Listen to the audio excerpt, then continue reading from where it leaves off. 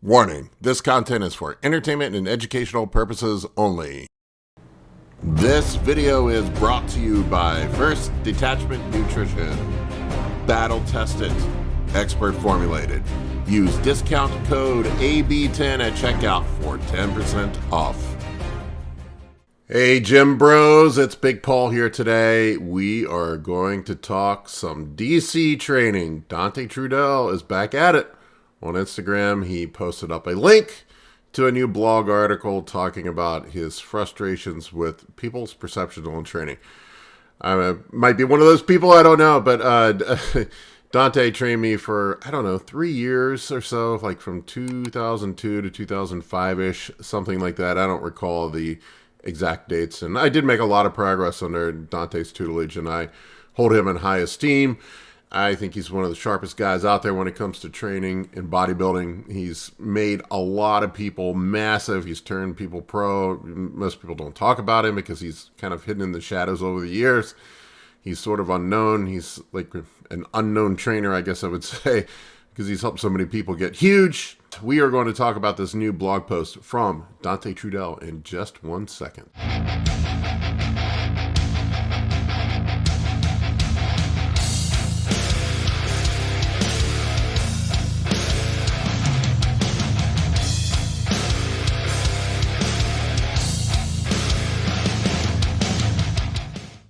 All right, so anybody from the early 2000s remembers Dante and being on Intense Muscle and Muscle Mayhem, and I think it was Muscle Mayhem, but Intense Muscle is where I found him from what I recall. I also had a subscription to his newsletter, Hardcore Muscle, I think it was called, something like that, back in the day. But Dante is one of the sharpest guys out there when it comes to training, and his methodology for training has put a lot of size on people over the years. That's undeniable.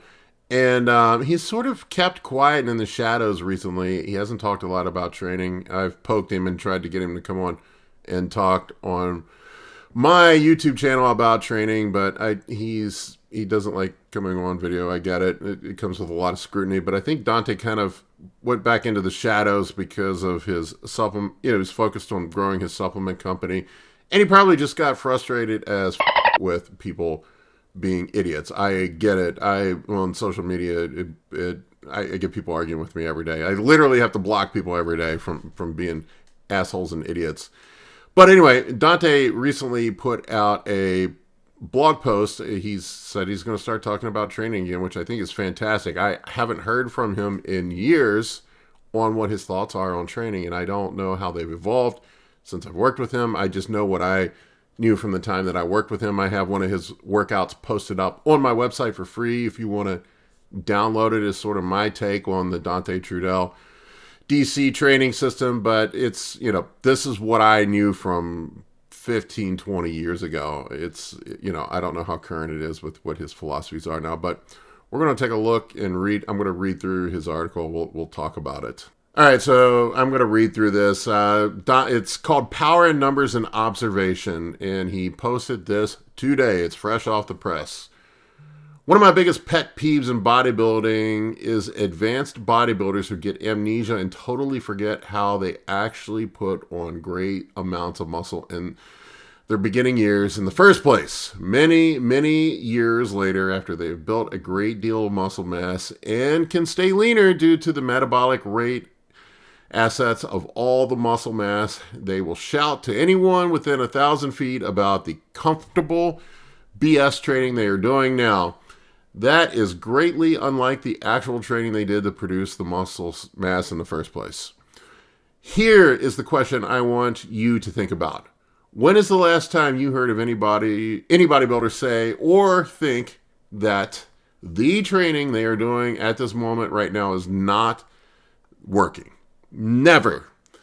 So many people fool themselves into thinking that what they're doing now is working, when the reality is you see so many bodybuilders who look exactly, and I mean exactly, what they looked like 5 years ago. Maintenance is not gaining. Of course you look better now. You put years of hard work into building all that muscle mass, and now you walk around leaner and you tell everyone and anyone that the way you are lifting now which again is at best comfortable maintenance, is the way to do it. The scale in the mirror does not lie. A majority of intermediate and advanced people look exactly the same as they did 5 years ago. I mean, that's 100% true. I might be one of the guys he's talking about. I would say my training is probably more comfortable than what it was when I was doing with Dante. Although I do a lot of volume, and I still train, I feel like, really hard for a guy that's almost 50 years old, and I have made some progress. So I don't know. My definition of training hard and other people's definition of training hard is different. For me, if I'm not screaming at the end of a set, it's not training hard. Although I don't quite do that anymore.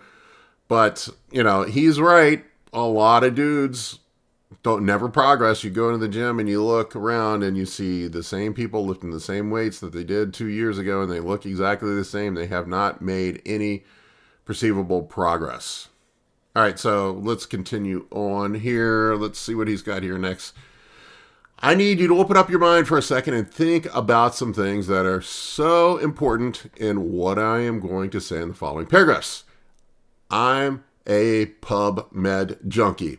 I love to read PubMed about drugs, supplements, health, the human body, etc. What irritates me to no end is when people will try to PubMed brainwash groups of people to death to drive home a preconceived notion they all have in their mind. I proved this to a great many people on MD many years back by showing a study showing that fasted cardio being the best method for losing body fat. And in the very next post, I showed another study why fasted cardio did not matter, and doing cardio at any time of the day was just the same.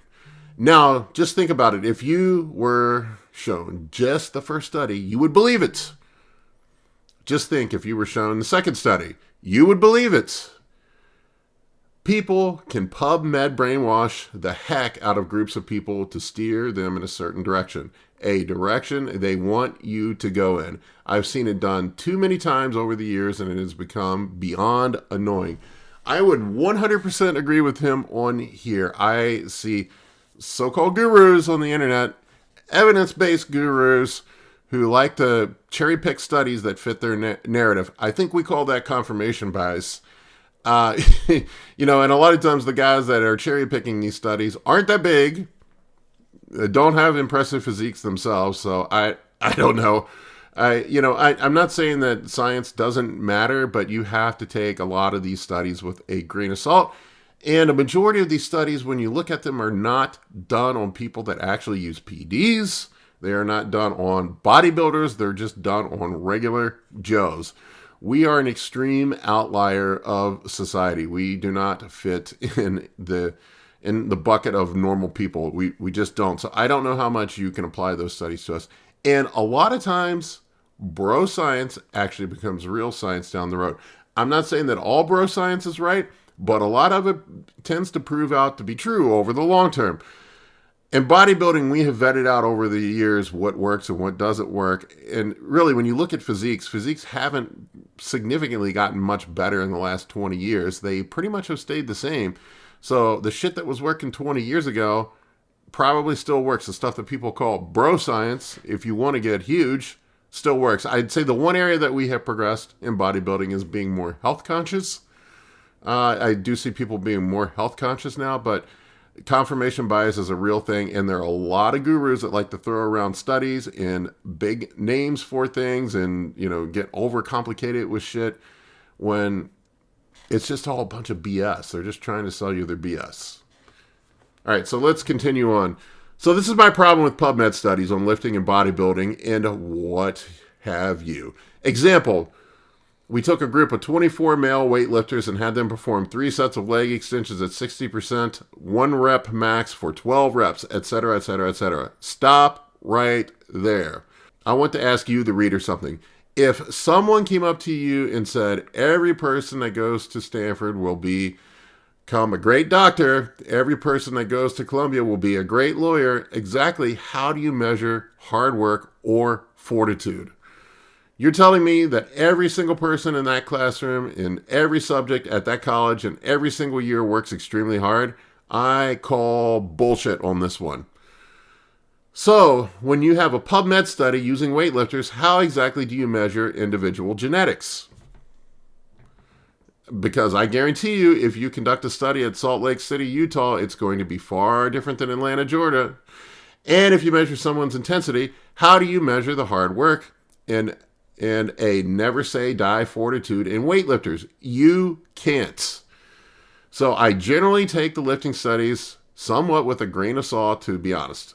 Drugs, supplements, and other PubMed studies, the human body and how it reacts to drugs and supplements, etc., is somewhat universal in nature, disregarding genetics. But lifting studies, very hard unless you want to do lifting studies using multiple sets of identical twins. I would agree with that. Even sometimes the drug studies are a bit subjective. They are not on our cohort. I've heard people cite studies, animal studies when it comes to PEDs and relate that to humans. I don't know how much you can infer from an animal study. I mean, you can get some general idea, but animal studies when it comes to application to bodybuilding, I really don't. So, they are a guidepost, but they are not by any means the definitive word on things. All right, so let's go on here. But I would tell you something that you can put in your crawl and lock it up as a bona fide fact. Power in numbers blows virtually any study out of the water. Power in numbers does not lie. If 2,987 out of 3,000 people say that something works, it does not matter what 4 guys in lab coats say. Power in numbers is correct. We had science come forward many decades ago with the AMA with its official statement on steroids saying they did not work. And it was a placebo effect. Sorry? Power in numbers proved this to be absolutely false. We had a PubMed studies on HMB, ribose, DAA, and other supplements lauding them as the greatest thing since sliced bread. What proved out? Power in numbers. 1,000s upon thousands of people came forward and said, nope, not great. And who was right? The power in numbers were.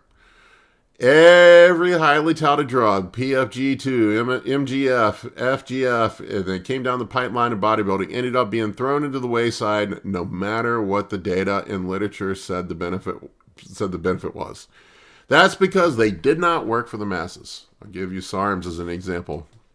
They're pretty much BS. They work a little bit, but they were supposed to be I remember when SARMs were supposed to be the next great thing.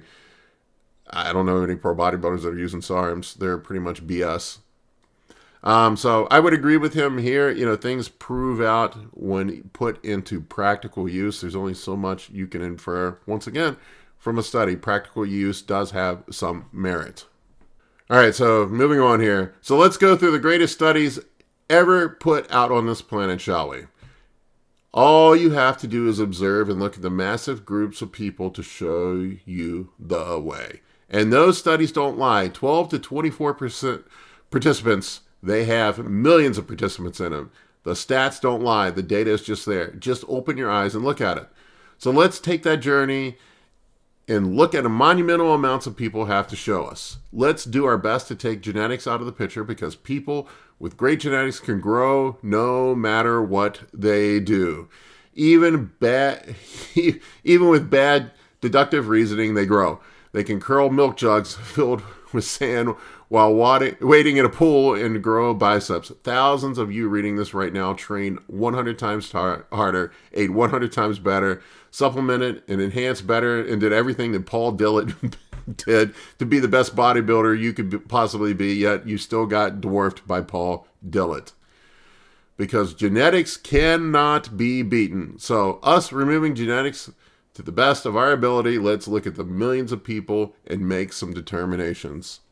A lot of you young guys probably don't remember Paul Dillett. He was a bodybuilder back in the 90s.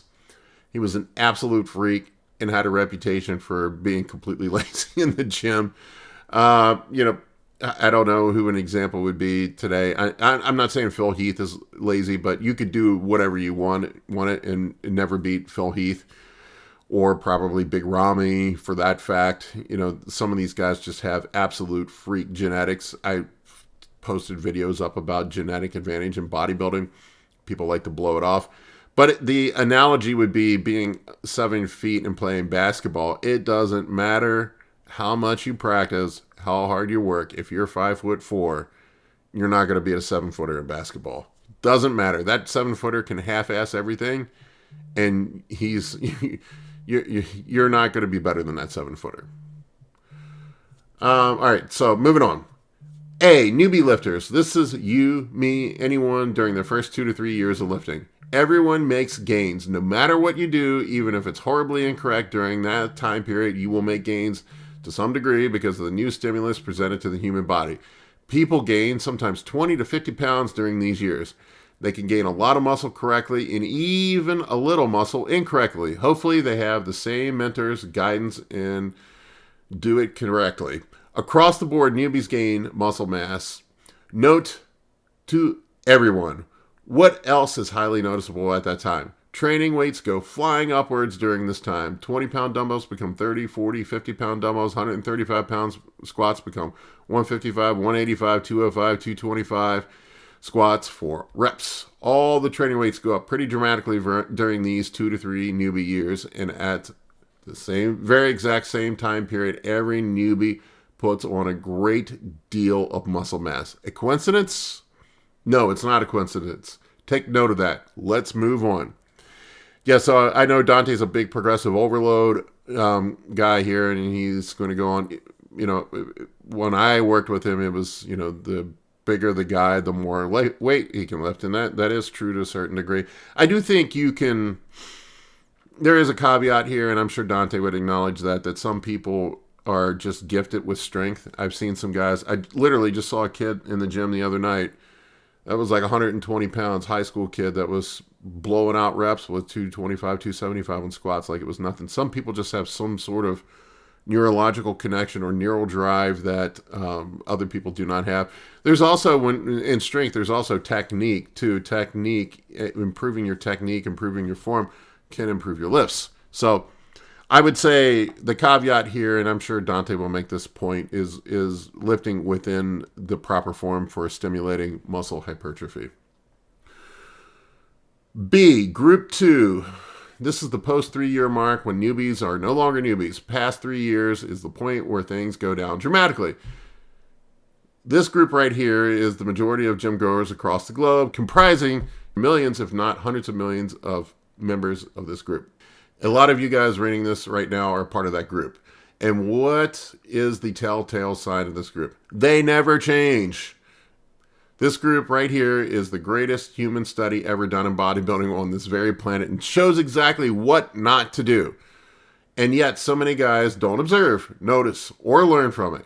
Go to your gym tomorrow, heck, or any other gym, and you will see millions of members of these gyms that are 20, 25, 30, 35, 40, 45 years of age, and look the exact same they did 3 years ago, 5 years ago, 10 years ago, 15 years ago, etc.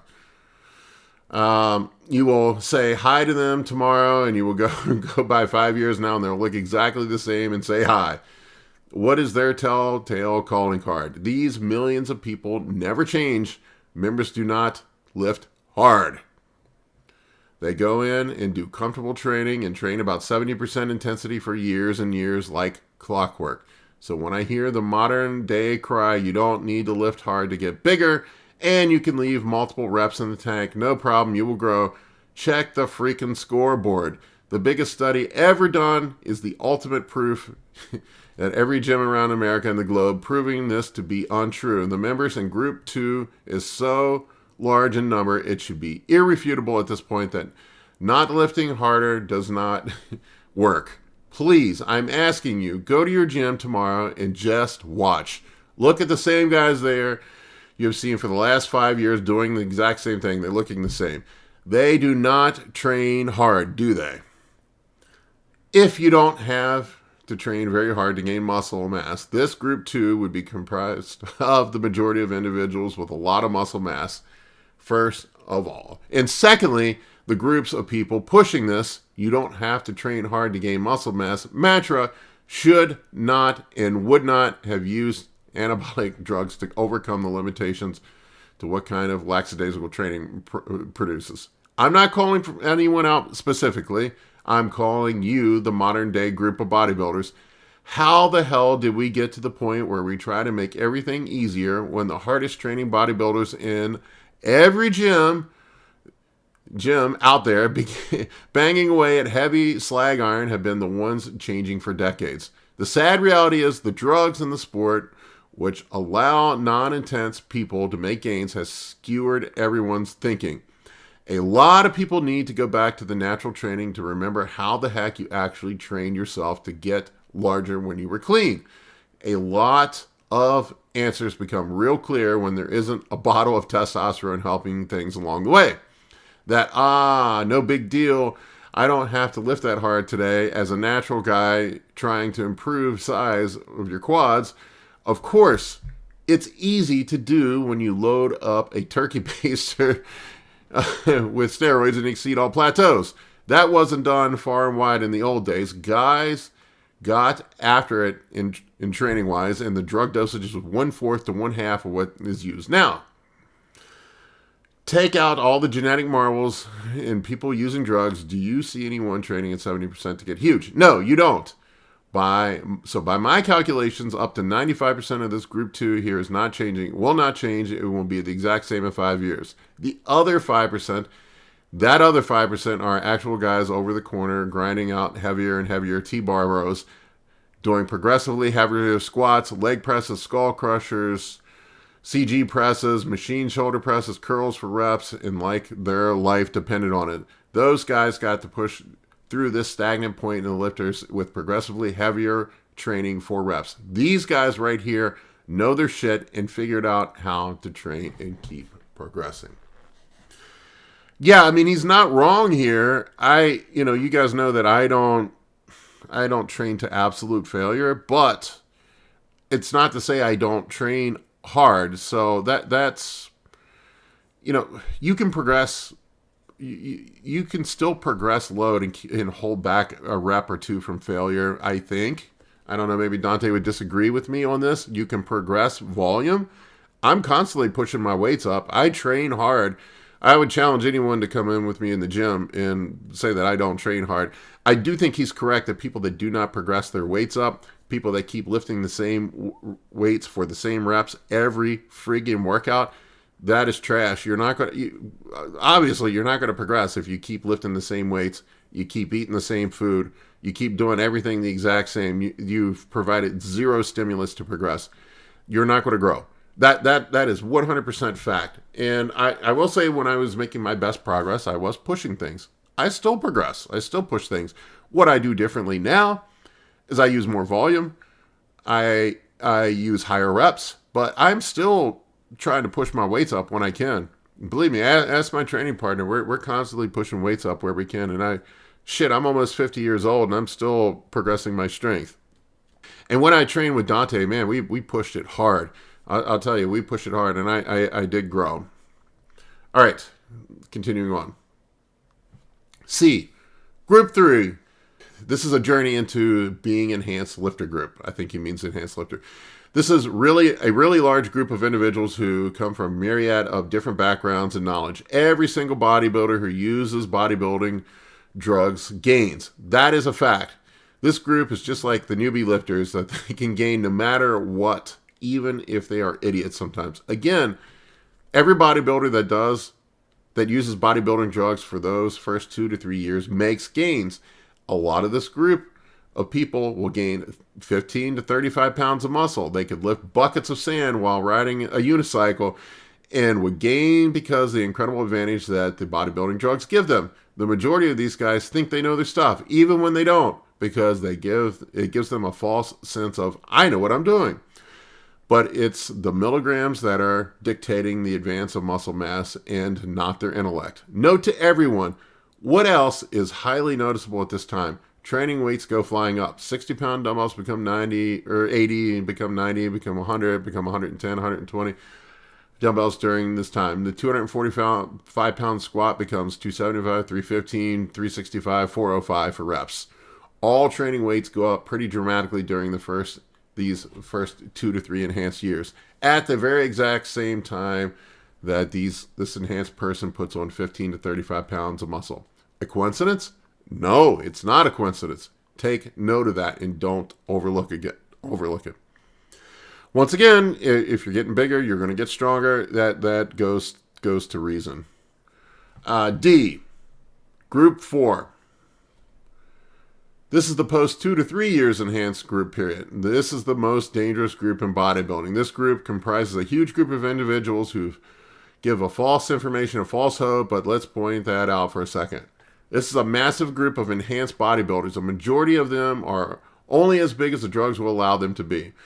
What is so dangerous about these individuals is that they give out information to anyone within a 50-mile radius based on the look they have that the drugs impart on them.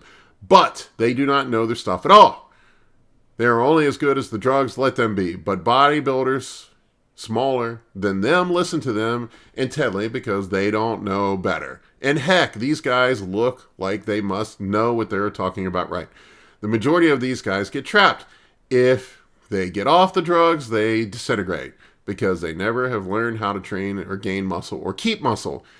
They only have muscle mass due to the drugs and the milligrams used. So most of these guys never get off, and that's okay. I will give you one telltale sign of these guys and how you can tell they don't know their ass from an elbow training wise. Like group 2, after 2 to 3 years, they get bigger. They never get bigger, ever. They reach their 15 to 35 pounds of muscle mass gain from the drugs and stay there. For the rest of their lifting career, they will be the same size unless they abuse the hell out of themselves with drugs to go past that set point. But that's another story altogether. That usually ends up with some of them dying in their 40s. Again, these are guys who are the most dangerous people to listen to in bodybuilding because they give advice on various topics, but 90% of what makes them up as a bodybuilder is the drugs and the milligrams they dare to use. Yeah, I mean, you can push past plateaus with drugs. That's 100% for sure. But there is only so far you can take them. I also think diet plays a huge role in here too. I think a lot of people don't make it past that intermediate stage because they don't pay attention to their diet like they're supposed to. This is one, I agree with Dante about the training, that you need to progress the training, but so many people don't focus on the diet and they don't progress the diet, and then they end up stuck. They don't make progress from there. So they never actually go anywhere. Next, group 5. These guys know their shit. Oh my God, do these guys know their stuff. These are the individuals who learn how to train progressively to gain muscle in the beginning years and carried it all this time right through the enhanced post-D group, and they keep gaining. This is the group that makes up the pro bodybuilders. People with good genetics, people with intermediate genetics, and a whole bunch of other people in between. The telltale sign of these guys is 3 years after they became enhanced, they pull every trick out of their training bag and train viciously, heavy for reps, and they keep gaining past group 4 stage while the majority of people stay in group 4 stop. I cannot give these guys enough superlatives and compliments. These guys in the 5% in group 2 are the true superstars of the sport, who figured out how to train to get larger continuously. Who are these people? An example you would know to look up a bodybuilders to get pro card. Most of them never get much bigger than that, do they? Now look at the ones who get larger after they get their pro cards. Sean Clarita and others like him. They get progressively heavier and heavier weights, and they usually get larger and larger in the years after they got their pro cards. It's not a coincidence. Any guys in your gym that are past 2 or 3 years enhanced stage and continue to get larger, I guarantee you they're grinding it out. If anyone here thinks I'm talking about singles and triples reps, you're nuts. I am talking about progressively heavier weights using 8 to 30 reps. Whatever you determine is your safe rep range you want to train in. Trained by JP, Jordan Peters, look at him. Guy went to pro size and went to freak size. I had a front view seat of that trip, progressively weights and used the whole time. So I give my ultimate respect to this group right there in the 5% group. And number 2, they figured it out. Respect. Yeah, once again, I go back to, another missing agreement here, and I'm sure Dante would agree, is nutrition. I 100% agree with him here that the people that keep pushing, get bigger. And there's only so far you can take it with drugs, and the further you want to take it, the more attention to detail you have to pay, the harder you have to work, the harder you have to work in the gym, the harder you have to work with your diet, the more detailed you have to be with everything that you do. That is 100% true. All right, so look above. Just observe these examples of massive groups of people. What stands out? It seems like the guys, they gain tremendous amount of strength for reps over time. Newbies enhanced also put on a great deal of muscle mass, and only the group of guys who sanely grasp that concept continue to get larger and larger over time once the newbie enhanced periods are over. It's sad to see so many people confused by both newbie gains and, worst of all, by number of 2 to 3 years enhanced bodybuilders who get so brainwashed with what drugs give them as far as a look that they think that they know what they are doing training-wise. People who train progressively, that suit of armor is theirs. It does not go away over time. It becomes dense, viable tissue that does not get lost in the dieting process, and large tissue. That suit of armor stays, let's see what he says, stays with progressive training bodybuilders on TRT. That's the point. I get a lot of guys saying that you can't maintain those gains when you come down to TRT. Fake gains, water gains you cannot maintain when you come down to TRT. I'm literally running 125 milligrams of testosterone right now, and I'm 275, 280 pounds. People don't believe me. I've had to block multiple people on social media that say I'm a liar. It's because I go in the gym and I train hard and I eat my damn food. Want to know someone who really knows his stuff? When they take a natural bodybuilders, enhanced bodybuilders who've been lifting for 6 to 8 years, who are trapped, and get them to a whole new level of size. Then you know your stuff. I don't know why so many people in bodybuilding cannot step outside their own personal drug-using box and say, what would a natural me do? Because the correct answer, training-wise, to truly get the natural you bigger is the exact same answer when you're enhanced. It's a real eye-opening experience when you don't have the good old PED help in your back pockets. A lot of you would look at things much differently. I hope this gives you some thoughts to think about up above. Sometimes sitting back and making observations of large groups of people can shine some light on the correct path to take. Yeah, I mean, I can't dispute any of that. Once again, I go back. I don't do DC training anymore. I shouldn't say that. I train progressively. I train with high volume. I train with high frequency. I train with high reps. I do still progress my weights.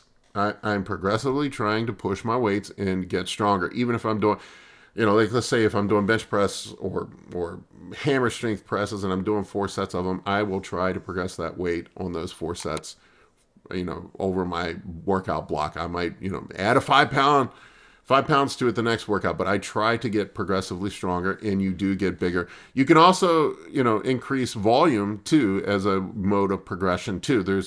You do hit a point where there's only so far you can progress the weights. And I'm not saying that progressing the weights isn't important, but volume matters too. And I think the diet matters a lot too. That is a missing ingredient that a lot of people do not consider. You have to progress the diet just like you do the weight training. If you want to go from 220 to 240, you can't eat like a 220-pound bodybuilder. You have to eat like a 240-pound bodybuilder. If you want to go from 240 to 260, you can't eat like a 240-pound bodybuilder. You have to eat like a 260-pound bodybuilder. If you want to go to 260 to 280, you have to eat like a 280-pound bodybuilder. I can't tell you how many people break on the diet. I work with a ton of people. People tell me, I just can't eat this. Well, you're not going to grow. So you got to train hard. You got to eat. You got to eat more. You got to eat properly. It's really that simple. Bodybuilding is simple, but it's not easy. All right, guys, let me know what you think in the comment section below. I really appreciate you watching. I'm going to give a quick shout out to my sponsor, First Detachment Nutrition. Discount code is AB10. Go over there and pick up the supplements from First Detachment. If you want to support me, support them. Thank you, guys. For coaching or consultations, head over to www.anabolicbodybuilding.com to book your spot today. I can help you with optimizing hormones, fat loss, muscle gain, physique, athletic performance, nutrition, and health. For more information, shoot me an email at bigp3rd@gmail.com.